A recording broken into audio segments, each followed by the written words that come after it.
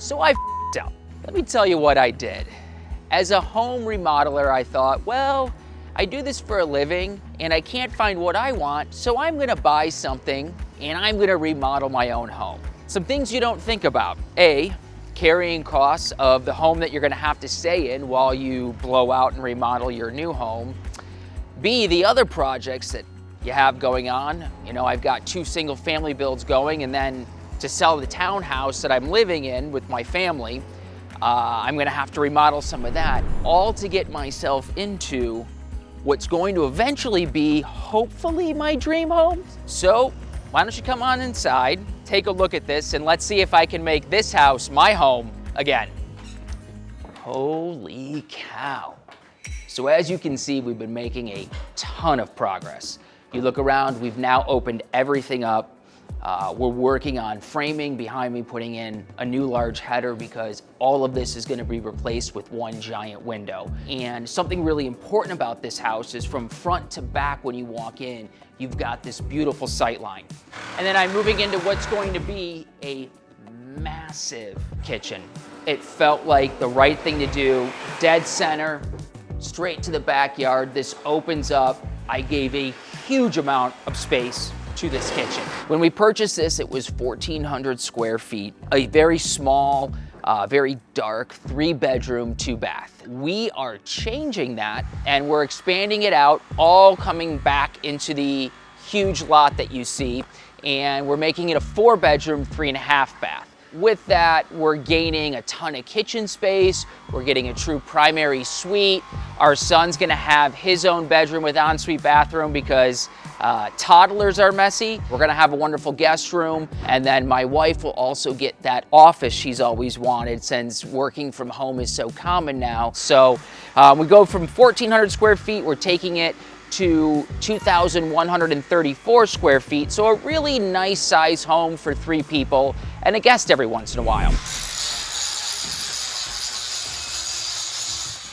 So coming out of the kitchen, we've got this great space here. This is that 4th bedroom that my wife really wanted. This space is gonna be pretty simple, but it's gonna serve multiple functions. 1, wife's gonna be working in here. 2, it's gonna be an extra sort of lounge hang area. So we're gonna add in a console. We are prepping for a TV here, so we're gonna be running the electrical and HDMI in the wall so you don't see any cables. On this side, we're gonna add in a couch, and then over here, my wife's desk will be. And so she can work, she's got a ton of sunlight coming in, but then at the end of the day, one of us wants to retreat back in here. We've got a couch to kind of lounge on, watch a little TV, listen to a record. Look at all of that steel.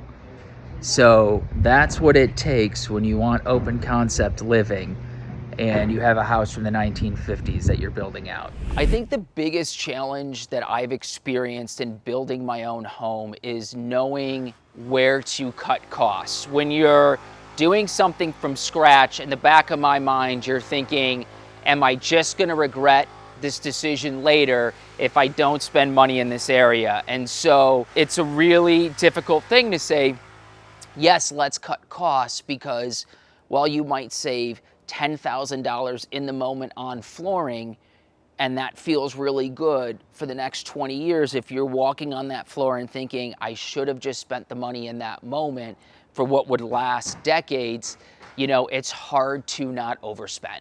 And one thing I always tell people that I think is easy to say and it's really hard to absorb is, you know, if you're looking at your own home or you're looking at a new home, don't necessarily focus on what is there if you have the budget. If you don't have the budget, focus on what is there and what you can make better. But if you have the budget, focus on how you want to live and see it as a new space, and it's gonna help you create something that's going to work for you. So, you know, you might not have all of your walls open. You might not be insulating and putting in drywall from scratch, but, you know, if you are working from home, as so many people are now, and you can hear everything, I suggest starting in one room. You know, take a look at the cost of some insulation. If you do it yourself, you can tear out the drywall, put in insulation, put the drywall back up. Or you could go the route of grabbing some soundboard, drilling it in, laying it right on top of the drywall, tape mud it, paint it, and you'll be able to experience the difference in how much that deafens the sound which in the house. Speaking of your walls and hanging things on them, a big mistake that cheapens rooms and makes things feel chaotic is people generally will hang too high. If you have 8-foot ceilings, this is drastically gonna shrink that ceiling height and make it feel even more closed in. So when you're hanging something or multiple items, there's something called museum height. This is something that you can do right now. You can literally Google the formula, get out your tape measure, hammer and nail, change that artwork height in your house, and it is going to make a huge difference for less than $100. Now, let's talk a little bit about lighting. For me, recessed lighting in any living areas just doesn't do it. I still don't like looking up at my ceiling and feeling like I'm looking at a slice of Swiss cheese. So in my home, I've really focused on a lot of beautiful light fixtures and then adding in sconce lighting throughout, and then even adding in electrical outlets to the floor to allow for floor lamps, an arc lamp to flank over our couch, and it just is going to create more of the ambiance that I want in a home.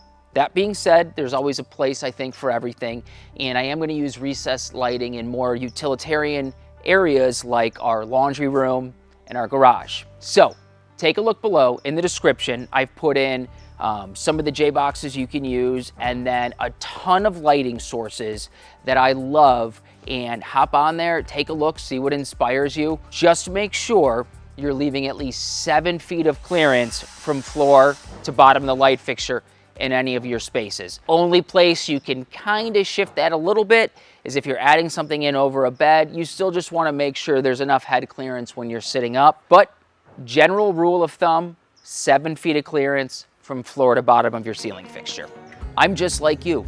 I watch a ton of YouTube clips. I read blogs. I look at Instagram. You know, that's what kicked off my interest in this 10 years ago.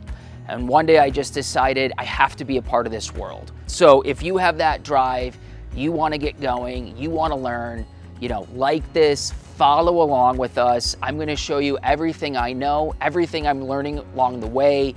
You can learn from my mistakes and from my successes, and I think you'll find that you probably already know what you need to know to even just get started.